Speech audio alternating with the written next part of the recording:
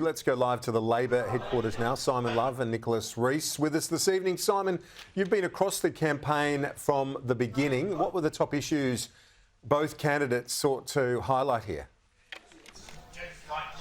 Well, I think both parties and both candidates clearly thought the cost of living, they were on a winner in terms of campaigning on that.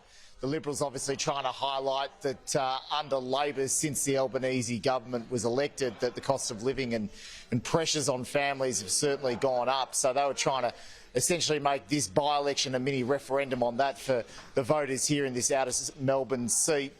As for other issues, there is obviously for these voters out here, we're about 45 minutes out of where you are at South Bank in the Melbourne CBD. It's a long way out from Melbourne CBD, as you well know, Nick. We've both jumped on the Eastern Freeway tonight to get out here, and a lot of these residents would spend a lot of time in their cars as well. So Liberals really trying to campaign hard on Labor cutting roads and infrastructure funding. Labor arguing that it needed to be done because of the budget position. So I think they're the issues at play too. Whether this is also a contest not between Mary Doyle and Rashina Campbell, but rather a test on Anthony Albanese and Peter Dutton. I think that's also a factor too, as we start to see this room start to fill up. We're at the Boronia Bowls Club tonight, Nick, and it's going to be an interesting one, isn't it? I mean, I spent the state election at Doncaster Bowls Club, and Matthew Guy didn't win that one there. I wonder if that's an omen for tonight. Well, we will find out soon enough, won't we? But look, we're here at the foot of the Dandenongs. This is classic mortgage belt out of suburban Australia. Multi-lane highways running in every direction, very car-dependent communities. Cost of living, as you said, Simon, absolutely at the top of everybody's list as an issue in this election.